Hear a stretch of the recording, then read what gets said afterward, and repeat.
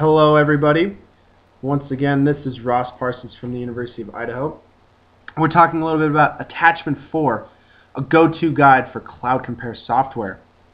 To first import data, we need to go to Microsoft Excel, Attachment 3, and notice that we have our D, distance, A, azimuth angle, that back and forth angle, and our Z angle, our zenith angle, that up and down angle. And those make up our polar coordinates.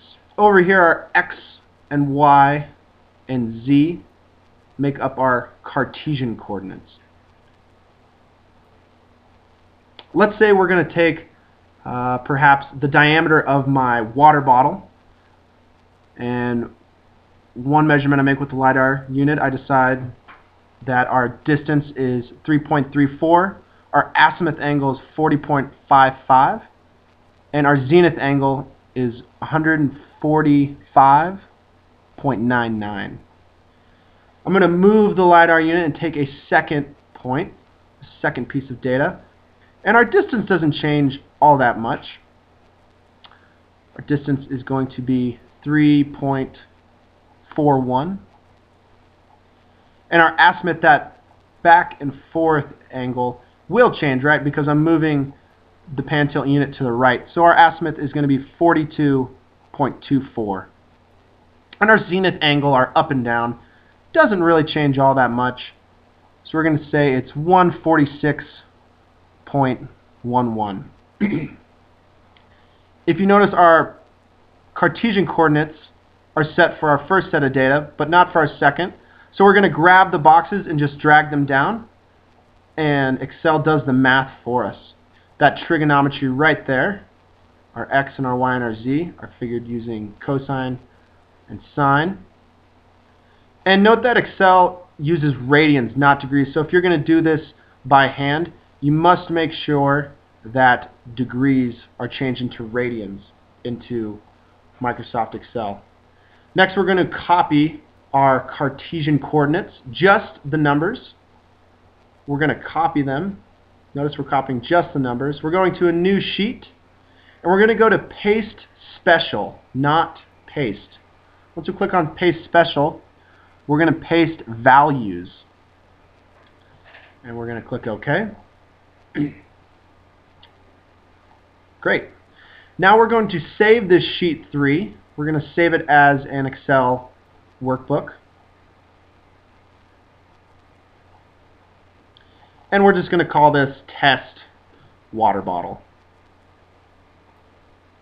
Notice we're going to save this as a text tab delimited file. And we're going to save it under Downloads. Press Save. We're going to press OK and Yes. Those warning messages will come up, but just continue with Yes and OK. Next, we're going to open up CloudCompare. We're going to go to File, Open.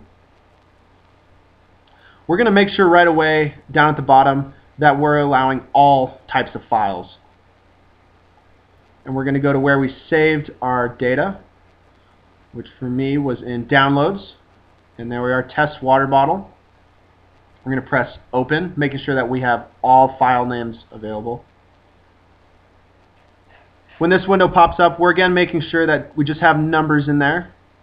CloudCompare already has our X, Y, and Z coordinates laid out for us, our Cartesian coordinates. I'm going to press OK. And right away, you may not be able to see our 2 points. But we're going to increase the point size with that plus arrow, clicking it several times. As you can see, our points are becoming bigger. With our left mouse, we can navigate and see our image in 3D. And our right click, we can actually move our image entirely. Whether this is 2 points or multiple points, we're able to move it entirely. To measure distances from these 2 points, we're going to go to Tools and Point Picking. Then we're going to select this tiny button second to the left where my mouse is. I'm going to select that. We're going to click each point just once. And it gives us a distance. You can see our distance between these 2 points is roughly 0.08 etc., etc. So distances in CloudCompare are a great way to analyze one's data, perhaps the distance of a stream channel as we talked about, or the distance of a basketball's diameter. So thanks for joining us for this go-to guide to CloudCompare.